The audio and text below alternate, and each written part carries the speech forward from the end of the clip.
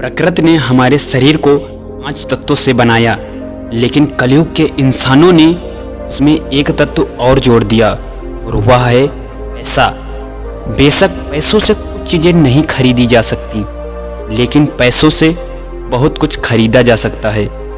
एक संत प्रवचन दे रहे थे कि पैसों के पीछे मत भागो, यह माया का दलदल है, और इस माया के दलदल में जो फंस गया तो वह पूरी जिंदगी दुखी रहता है। और वहाँ बैठे सभी लोग इसी बात पर तालियां बजा रहे थे। उन्हें यह नहीं पता था कि यह संत यही बात बोलने के लिए पैसे लेते हैं। यही तो माया का खेल है, जो कि इस दुनिया के बहुत कम लोग ही जानते हैं। और जिसने यह जान लिया, उसको इस माया के बुलंदियों की चोटी पर पहुंचा दिया।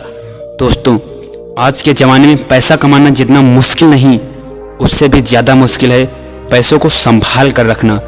बहुत लोग होते हैं जिनके पास थोड़े बहुत पैसे क्या आ जाते हैं, वह लोग उड़ने लगते हैं। वह लोग पैसों का नियम नहीं जानते। आपने ध्यान दिया होगा कि सरस्वती की तस्वीर हमेशा बैठी हुई होती है और लक्ष्मी की तस्वीर हमेशा खड़ी हुई होती है। सरस्वती यह कहती हैं कि मैं जल्दी आऊँगी नहीं, और यदि मैं आ गई तो मैं वापस जाऊँगी नहीं, क्योंकि ज्ञान इतनी आसानी से अर्जित नहीं कर सकते। और यदि हमने एक बार किसी ज्ञान को अर्जित कर लिया तो वह ज्ञान हमसे कोई भी छीन नहीं सकता। लेकिन लक्ष्मी का यह नियम होता है कि वह जल्दी आ भी जाती है तो जल्दी चली भी जाती है। यदि किसी इंसान को सही तरीके से रखना नहीं आया तो लक्ष्मी बहुत ही जल्दी उस घर से निकल भी जाती है। आज की इस कहानी के अंदर मैं आप लोगों को 6 ऐसे खर्च बताऊंगा जिसे आपको आज और अभी से ही बंद कर देना चाहिए, तो ही आप पैसों के सही नियम को समझ पाएंगे। आप कितना कमाते हैं यह जरूरी नहीं है, जितना भी आप कमाते हैं इसमें से आप अपना खर्च इन 5 जगहों पर कम कर दो। धीरे धीरे आपके घर में धन रुकना शुरू हो जाएगा। आपको खुद लगेगा कि सच में हमारे घर में पैसा रुकना शुरू हुआ है। और अमीर बनने का सबसे पहला रास्ता भी यही है कि अपने खर्च को थोड़ा कम कर दो और ज़्यादा पैसा कमाने का तरीका ढूंढो। तो चलिए जानते हैं इस कहानी के माध्यम से कि वह कौन सी 6 चीज़ है जहां हमें पैसे नहीं खर्च करने हैं। तो चलिए कहानी शुरू करते हैं, लेकिन सबसे पहले आपसे रिक्वेस्ट है कि इस वीडियो को लाइक और चैनल को सब्सक्राइब जरूर कर ले। एक बार की बात है, एक गांव में 2 औरतें रहती थी। एक के पास भैंस थी और एक के पास बकरी थी। जिसके पास भैंस थी वह औरत सही तरीके से किसी भी चीज़ को संभाल कर रखना नहीं जानती थी। उसकी भैंस दूध तो बहुत देती थी, लेकिन उसने दूध की कीमत जानी ही नहीं, और वह दूध घर की बिल्ली को पिला देती थी। उस दूध को ऐसे ही खर्च कर देती थी। दूध को सही तरीके से उपयोग में कैसे लिया जाता है वह औरत नहीं जानती थी। और जिसके पास बकरी थी वह दूध की कीमत जानती थी, और वह दूध के एक एक बूंद को बचा कर रखती थी और उसी से दही जमाकर घी निकालती थी। और धीरे धीरे उसमें बहुत सारा घी इकट्ठा कर लेती है। अब जिसके पास भैंस थी उसने दूध की अहमियत कभी जानी ही नहीं थी। उसने कभी भी दूध से घी निकालने के बारे में सोचा ही नहीं था। फिर एक दिन उसके घर में कुछ मेहमान आ जाते हैं, और मेहमानों को रूखी रोटी तो नहीं खिलाई जा सकती, यह तो आप और हम सभी लोग जानते हैं। तो इसीलिए वह उस औरत के पास जाती है जिसके पास बकरी थी। उस औरत के पास से 1 पाव घी लेकर आती है। वो औरत यह कहकर घी लाती है कि मैं जल्दी ही अपनी भैंस का दूध निकालकर घी निकाल लूँगी, तो मैं तुम्हें तुम्हारा 1 पाव घी वापस कर दूँगी। और बकरी रखने वाली औरत उसको 1 पाव घी उधार के तौर पर दे देती है। और फिर वह औरत अपने मेहमानों को खाना खिला देती है। उसके बाद बहुत दिन निकल जाते हैं, लेकिन वह भैंस रखने वाली औरत उसको घी वापस नहीं करती।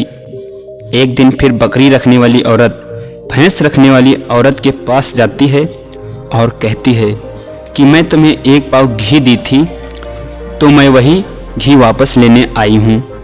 यह सुनकर वह औरत कहती है, कौन सा घी? तू भला मुझे घी कैसे दे सकती है?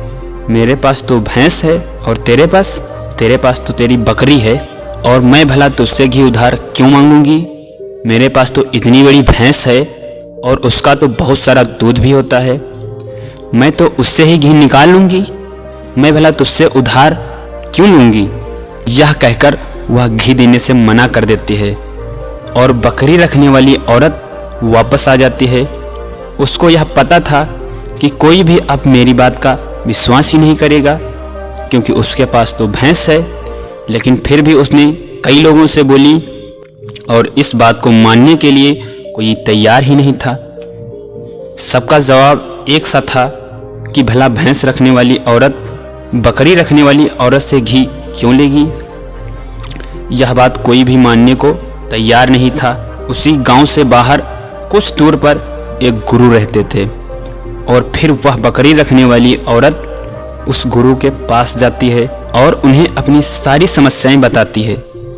उसके बाद उस गुरु ने भैंस रखने वाली औरत को बुलाते हैं और फिर वह औरत भी उस गुरु के पास आ जाती है और वह भी अपनी बात बताते हुए कहती है कि गुरुदेव, ये झूठ बोल रही है, मेरे पास तो भैंस है और भला मैं इससे घी क्यों लूँगी। अब उस गुरु को इसका फैसला करना था कि क्या सच में भैंस रखने वाली औरत बकरी रखने वाली औरत से घी उधार ली है या नहीं, क्योंकि बकरी का तो दूध बहुत कम होता है और भैंस का तो बहुत ज़्यादा होता है। तो क्या ज़रूरत पड़ गई कि एक भैंस रखने वाली को बकरी रखने वाले से घी उधार लेना पड़ा। अब गुरु बहुत देर तक सोचते रहे और उसके बाद दोनों औरतों को अपने पास बुलाकर एक एक लोटा पानी देते हुए कहते हैं कि यह पानी लेकर जाओ और दोनों ही अच्छे से हाथ और पैर धोकर आओ। अब एक लोटा पानी को देखकर भैंस रखने वाली औरत कहती है कि गुरुदेव, सिर्फ एक लोटा पानी से हाथ पैर कैसे धो पाऊंगी। लेकिन बकरी रखने वाली औरत उस लोटे को लेकर चली जाती है और वह अच्छे से अपने हाथ पैर मुंह धोती है और उसके बाद भी वह लोटे के अंदर थोड़ा सा पानी बचा भी लाती है और वह वापस गुरु के पास आ जाती है। लेकिन वह भैंस रखने वाली औरत वह लोटा लेकर जाती है और उसने तो सिर्फ अपना मुंह धोया और उस लोटे को खाली करके वापस ले आई। जैसे ही वापस लाकर दोनों लोटा रखा जाता है, तभी वह गुरु कहते हैं कि भैंस रखने वाली औरत ने बकरी रखने वाली औरत से घी ली थी और उसे घी वापस करना चाहिए। अब जो गांव के लोग पास में बैठे थे, उन्होंने कहा कि गुरुदेव, इससे कैसे साबित होता है कि एक भैंस रखने वाली औरत ने बकरी रखने वाली औरत से घी उधार ली है।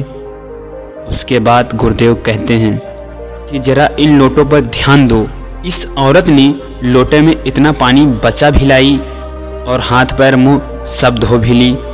यह होती है किसी भी चीज़ की कीमत को समझना, और दूसरी औरत ने सिर्फ मुंह धुलकर लोटे का सारा पानी खत्म कर दी, क्योंकि उसको इस पानी की कीमत नहीं पता थी। और जिस चीज़ की हमें कोई कदर नहीं होती, वो भले ही हमारे पास कितनी भी हो, वह नष्ट हो ही जाती है, वह खत्म हो ही जाती है। और यदि हमारे पास कोई भी चीज़ कम है और यदि हम उसको सही तरीके से इस्तेमाल में लेते हैं और उसकी कीमत को जानते हैं, तो ज़रूर उससे हम फ़ायदा उठा सकते हैं। जैसे कि बकरी रखने वाली औरत ने थोड़ा थोड़ा दूध बचाकर उससे मक्खन निकाली और उससे घी बनाया, और भैंस रखने वाली औरत को दूध की कदर नहीं थी, इसलिए इतना दूध होने के बावजूद भी उसके घर में मेहमानों के लिए घी नहीं था। यह बात सत्य है। उसके बाद भैंस रखने वाली औरत उस गुरु के चरणों में गिर पड़ी और कहती है, महाराज, मुझे क्षमा कर दीजिए, मैं अभी घर जाकर इसको एक पाव घी वापस कर दूंगी। उसके बाद वह गुरु कहते हैं कि बूंद बूंद से घड़ा भरता है। हमारे पूर्वज ने यह कहावत यूं ही नहीं बनाई। हमारी छोटी छोटी बचत हमारे भविष्य में एक बड़ा लाभ बनकर हमें मिलती है। और यह बात बहुत ही कम लोग जान पाते हैं। और यही बात हमारे धन में लक्ष्मी पर भी लागू होती है। यदि हम लक्ष्मी को थोड़ा थोड़ा करके बचाएंगे तो वही लक्ष्मी हमें भविष्य में एक बड़ा लाभ बनकर मिलेगी। दोस्तों, कहानी तो आपको समझ में आ गई होगी। तो आइए अब जानते हैं वह 6 खर्चों के बारे में जो हमें आज से ही बंद कर देने चाहिए। सबसे पहला खर्च है दिखावे का खर्च। आपके पड़ोस में किसी ने बड़ी कार ले ली तो अब आपके मन में जलन होने लगी कि मुझे भी जल्द ही कार लेनी है। और यही दिखावे का खर्च आपको पूरी उम्र गरीब बनाकर रखता है। दोस्तों, हम में से ऐसे बहुत से लोग होते हैं जो सिर्फ दिखावे के चक्कर में ही बहुत सा ऐसा सामान उठा लाते हैं जिससे कि दूसरों के सामने सिर्फ अपना रुतबा बढ़ाने के लिए गाड़ी ले लेना, महंगे जेवर ले लेना, महंगे मोबाइल ले लेना या फिर कोई ऐसी महंगी चीज़ खरीद लेना जिसकी हमें हमारी ज़िंदगी में कोई ज़रूरत भी नहीं होती। और जब उन्हें कोई समझाता है तो वह कहते हैं हम किसी से कम हैं क्या।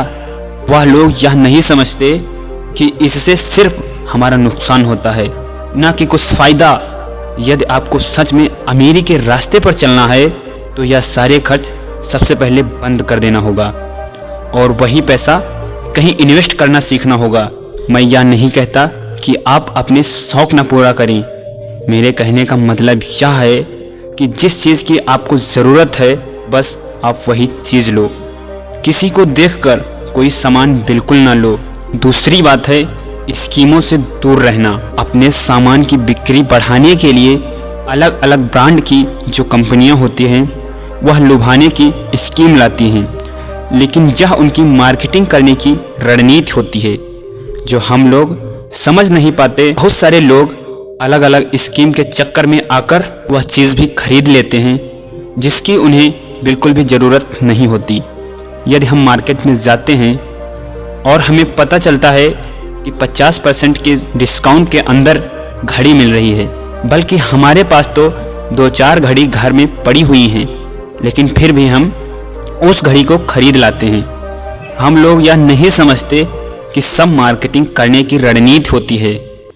इससे हमें फ़ायदा नहीं बल्कि कंपनी को ही फ़ायदा होता है। इसीलिए ऐसे शौक कभी ना पालें, क्योंकि यही गरीब होने का सबसे बड़ा कारण होता है।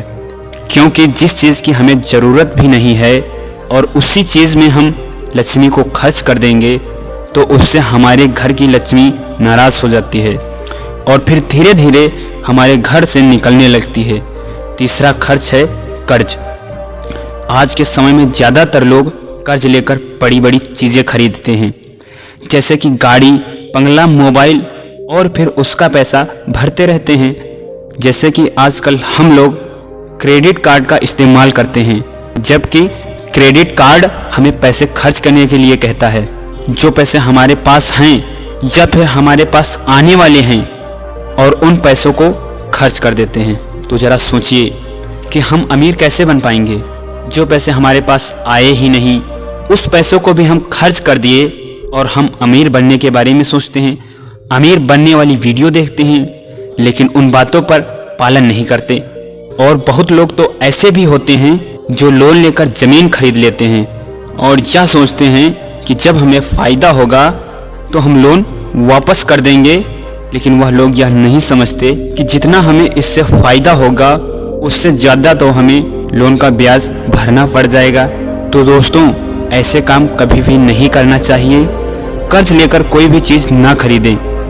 चौथी और सबसे बड़ी बात यह है कि आप अपने पैसों को कैश में रखकर खर्च कीजिए। कभी भी मोबाइल फ़ोन के किसी भी ऐप का उपयोग ना करें।